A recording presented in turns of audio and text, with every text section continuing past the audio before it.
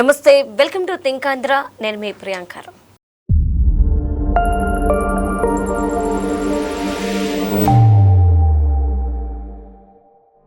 పులివెందుల రాజకీయం. అవును, పులివెందుల అనగానే ప్రతి ఒక్కరికి గుర్తుకొచ్చేది రాజారెడ్డి, అలానే రాజశేఖర రెడ్డి గారు, ఆ తర్వాత జగన్మోహన్ రెడ్డి గారు. కానీ ఇప్పుడు ఎవరిని అడిగినా గానీ పులివెందుల మోడల్ రాజకీయాలు అని చెప్పేసి అంటున్నారు. అసలు ఏంటి ఈ పేరు, ఎందుకు వచ్చింది, అలానే దీని వెనుకున్న కథ ఏంటి? దీనికి సంబంధించి మనతో మాట్లాడడానికి గరికపాటి రాజేష్ గారు ఉన్నారు, ఆయనతో మాట్లాడతాం. నమస్కారం సార్.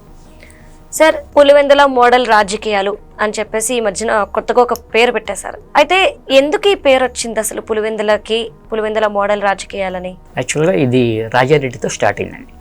రాజారెడ్డి ఒక మైనింగ్ కంపెనీ యజమానులు ఇద్దరు ఉన్నారండి. వాళ్ళిద్దరి దగ్గర తను వర్క్ చేసేవాడు. ఈ మైనింగ్ కంపెనీ యజమానులు ఇద్దరు కూడా ఒకళ్ళు బీసీ అండి, ఇంకొకళ్ళేమో కమ్మ సామాజిక వర్గం చెందిన వాళ్ళు. వీళ్ళ దగ్గర వర్క్ చేస్తూ ఉన్నాడు. తర్వాత నెమ్మదిగా దాన్ని ఆక్యుపై చేసుకోవాలనే ఉద్దేశంతో ఒకరోజు మార్నింగ్ వాకింగ్కి వెళ్తారు కదా, వెళ్ళిన టైంలో టీ స్టాల్ దగ్గర బీసీ సామాజిక వర్గానికి చెందిన వ్యక్తిని చంపేశారు. తర్వాత ఇంకా మిగిలింది కమ్మ సామాజిక వర్గానికి చెందిన నేత. అట్లా తను ఎట్లాగో చనిపోయాడు కదా, నేను కొంచెం ఎప్పటి నుంచో ఉంటున్నాను కదా, నాకు కూడా కొంచెం ఇవ్వండి ఉంటానంటే సరే అని చెప్పేసి ఆయన ఓకే అన్నారు. తర్వాత అట్లా పార్ట్నర్ అయ్యారు. కొన్నాళ్ళ తర్వాత అతను కూడా చనిపోయాడు. అప్పుడు ఆ మైనింగ్ మొత్తం కూడా రాజారెడ్డి హస్తగతమైంది. అయిన తర్వాత ఏం చేశారంటే కడప జిల్లాలో తమ పట్టు పెంచుకోవాలి అనుకున్నారు. అందుకు మామూలుగా ఏదో వాళ్ళు ఏం చేస్తారు, పట్టు పెంచుకోవాలనుకున్నప్పుడు అంటే వాళ్ళేం టంగుటూరు ప్రకాశం పంతులు, పుచ్చలపల్లి సుందరయ్య, తరిమల నాగిరెడ్డి లాంటి నాయకులు కాదుగా. రౌడీ షీటర్లు, నేరస్తులు, దందాలు చేసేవాళ్ళు, దౌర్జన్యాలు ఇలాంటి వాళ్ళని చేరదీసి క్రమంగా కడప జిల్లా మీద పట్టు పెంచుకున్నారు. అయితే రాజారెడ్డి రాజకీయాల్లోకి రాలేదు. కడప, రాయలసీమలో కొంత భాగం వరకు మాత్రం పరిమితమయ్యాడు. అట్లా తమ పట్టు పెంచుకున్నారు కదా. తర్వాత ఏమైందంటే ఒకరోజు అనంతపురం జిల్లాలో పరిటాల రవి ఇంటికి వెళ్ళాడు రాజారెడ్డి. యాక్చువల్గా అప్పటికే అనంతపురం జిల్లాలో పరిటాల రవికి, జేసీ దివాకర్ రెడ్డికి ఇద్దరి మధ్య వైరం ఉందండి. వైరం ఉన్నా కూడా ఇద్దరు ఎప్పుడు కూడా చంపుకునేంత స్థాయికి వెళ్ళాలి వాళ్ళు. ఆ వైరం లాగానే ఉంది. ఏదంటే డి అనేటట్లుగా ఉంటుంది. ఆ రోజు రాజారెడ్డి పరిటాల రవి ఇంటికి వెళ్ళి భోజనం అది చేసిన తర్వాత అనంతపురం జిల్లాలో జేసీ దివాకర్ రెడ్డిని ఎదిరించి నిలవగలిగేవాడు పరిటాల రవి ఒక్కడే 5 అని చెప్పేసి స్టేట్మెంట్ ఇచ్చాడు. పరిటాల రవి స్పందించాడు, అటువంటి స్టేట్మెంట్ ఇవ్వడం కరెక్ట్ కాదు, మా మధ్య వైరం అయితే ఉన్నమాట నిజమే, అదేంటంటే కొంతవరకు, అంతేగాని ప్రాణాలు తీసేంత కాదు, మీ రాజకీయంలో మమ్మల్ని భాగస్వాములు చేయొద్దని చెప్పేసి కరాఖండిగా తేల్చెప్పేశారు. ఇట్లా మనం రాయలసీమ మొత్తం మీద కూడా పట్టు పెంచుకోవాలి అంటే కనుక పరిటాల రవి అడ్డుగా ఉన్నాడని చెప్పేసి రాజారెడ్డి అనుకున్నాడు. ప్రస్తుతానికి అట్లా సరే కడప మీద పట్టు వచ్చింది, అట్లా నడుస్తుందండి. ఈ లోపు ఆయన కొడుకు రాజశేఖర రెడ్డి రాజకీయాల్లోకి ప్రవేశించారు. రాజకీయాల్లోకి ప్రవేశించి నెమ్మదిగా కాంగ్రెస్ పార్టీలో కొంచెం అగ్రస్థాయి నాయకుడిగా ఎదిగారు. ఈ ఎదిగే క్రమంలో ఏం చేశారంటే కొంచెం ఒక స్థాయి వచ్చి కొంచెం రాష్ట్ర స్థాయి నాయకుడిగా ఎప్పుడైతే పేరు వచ్చిందో, ఆ పేరు వచ్చిన తర్వాత రాష్ట్ర వ్యాప్తంగా ఇట్లా నేను ఫస్ట్ చెప్పానే దౌర్జన్యాలు, రౌడీ షీటర్లు, దందాలు చేసేవాళ్ళు వీళ్ళందరినీ చేరదీసి జిల్లా స్థాయిలో పదవులు ఇచ్చేశారు. పదవులు ఇచ్చేసి తర్వాత ఒక ప్రచారం చేయించుకున్నారు. ఏంటి, రాజశేఖర రెడ్డి నమ్మిన వాళ్ళకి ఏదైనా చేస్తాడు, ఎంత దూరమైనా వెళ్తాడు అని చెప్పేసి ఒక ప్రచారం చేయించుకున్నాడు బాగా. వాస్తవానికి అందరూ అనుకుంటారు రాజశేఖర రెడ్డి ఇప్పటికి కూడా నమ్మిన వాళ్ళకి ఏమైనా చేస్తాడు అని అనుకుంటారు. కానీ అది పూర్తిగా 100% తప్పండి. అది కేవలం ప్రచారం చేయించుకున్నారు వాళ్ళు అంతే. ఏదైనా చేస్తాడు, ఎంతైనా చేస్తాడు అని చెప్పేసి అలా చేయించుకొని అట్లా రాష్ట్ర స్థాయి నాయకుడిగా ఎస్టాబ్లిష్ అయిన తర్వాత మీకు గుర్తుండే ఉంటుంది, మరి చెన్నారెడ్డి ముఖ్యమంత్రిగా ఉన్న టైంలో పాత బస్తీలో అల్లర్లు చెలరేగిని చాలామంది చనిపోయారు. దాని వెనక రాజశేఖర రెడ్డి హస్తం ఉందని బహిరంగంగా ఆ రోజు మరి చెన్నారెడ్డి అనుచరులే చాలామంది చెప్పారు. తర్వాత ఇక పాదయాత్ర స్టార్ట్ అయింది కదండి 2004లో. పాదయాత్ర స్టార్ట్ చేసిన తర్వాత అట్లా పాదయాత్ర నడుచుకుంటూ వెళ్ళేటప్పుడు గౌరి వెంకటరెడ్డి అని చెప్పేసి రాయలసీమ నేత, అతను జైల్లో ఉన్నాడు. సడన్గా వెళ్ళి అతన్ని కలిశాడు జైల్లో. అప్పట్లో అది పెద్ద సంచలనం అయింది.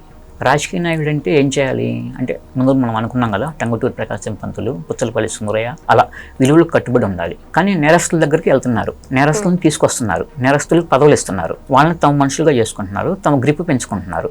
గౌరి వెంకటరెడ్డి దగ్గరికి వెళ్ళేసరికి పెద్ద సంచలనం అయిందండి.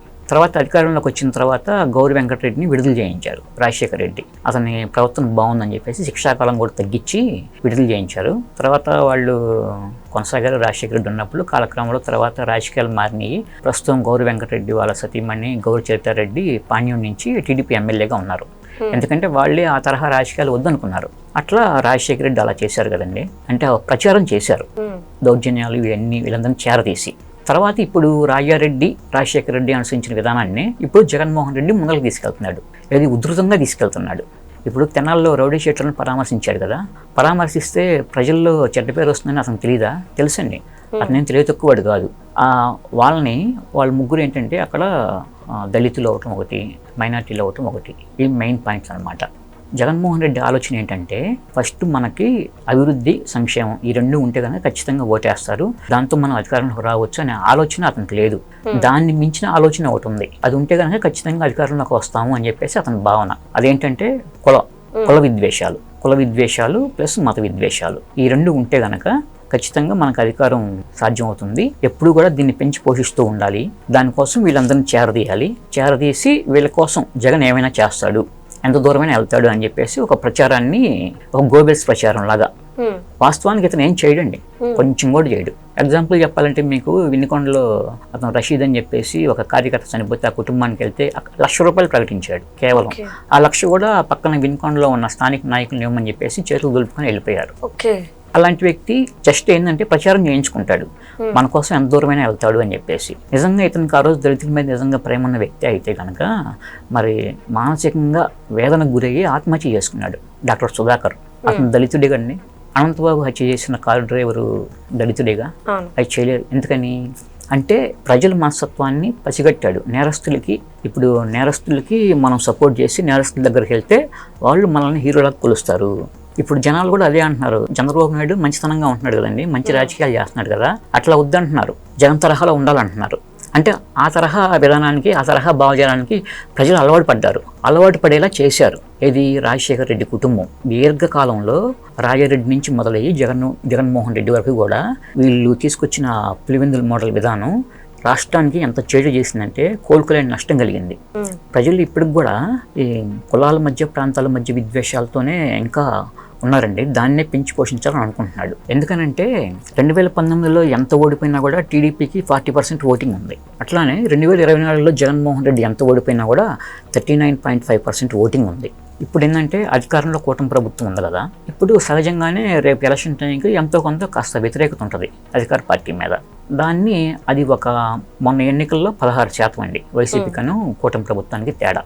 అది ఒక 7-8% తగ్గినా మనం కనుక ఒక 7-8% ఓట్లు పెంచుకోగలిగితే అధికారం మందే అనే ఆలోచనకి జగన్మోహన్ రెడ్డి వచ్చేసి ఇప్పుడు ఈ రౌడీ షీటర్లు కానీ, ఈ నాయకులు, ఈ దౌర్జన్యాలు చేసేవాళ్ళు వీళ్ళందరినీ కూడా మొత్తం చేరదీసి తనకు అనుగుణంగా పనిచేయించుకుంటున్నాడు. ఇప్పుడు ఈ వైసీపీలో ఉన్న నాయకులు ఒకప్పుడు నేను చెప్పాను కదా ఇందాక, రాజశేఖర రెడ్డి చేరదీసి దందాలు చేసేవాళ్ళని, దౌర్జన్యాలు చేసేవాళ్ళని, జిల్లా స్థాయిలో నాయకులు పదవులు ఇచ్చారని చెప్పేసి వాళ్ళంతా ఈరోజు రాష్ట్ర స్థాయి నాయకులుగా చలామణి అవుతున్నారు.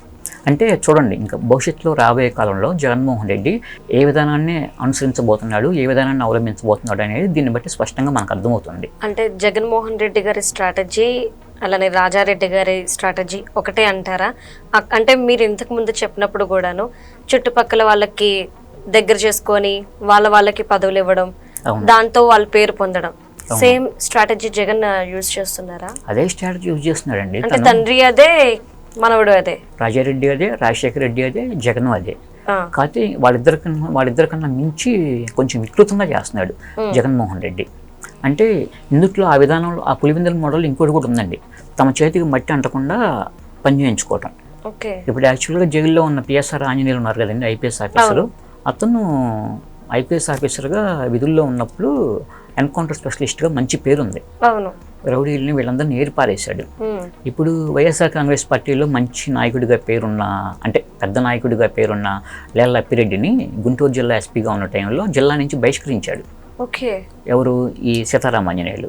అటువంటి సీతారామాంజనేయులు, పివి సునీల్ కుమారు, తర్వాత కాంతిరాన్ టాటా, లేకపోతే విశాల్ గున్ని, వీళ్ళందరినీ కూడా అంటే మనకు అనుగుణంగా వాళ్ళకు కొంత డబ్బు ఆశ చూయించి ఇటువైపు తెచ్చుకున్నాడు జగన్. ఇప్పుడు అందరూ వాళ్ళు ఇరుక్కుంటున్నారు కానీ జగన్ దూరంగానే ఉన్నాడుగా. కాకపోతే ఒక లిక్కర్ స్కామ్ ఏమవుతుందంటే అంతిమంగా ఆ డబ్బు ఎవరికి చేరింది అనే విషయంలో అతను దొరికిపోతాడు. ఇది అసలు యాక్చువల్గా ఇట్లా ఉంటుందండి పులివెందుల మోడల్ కూడా మొత్తం. అయితే ప్రజలు దీన్ని అర్థం చేసుకొని వచ్చే ఎన్నికల్లో కూడా జగన్మోహన్ రెడ్డికి దూరంగా ఉండాలనేది నా వ్యక్తిగత అభిప్రాయం. దాన్ని ఎంతవరకు ప్రజలు అర్థం చేసుకొని ఆదరిస్తారనేది వాళ్ళ అంటే రాజకీయ విశ్లేషణ, జరుగుతున్న పరిణామాలు విశ్లేషించుకుంటే వాళ్ళకు కూడా అర్థమవుతుందండి. Right, thank you so much.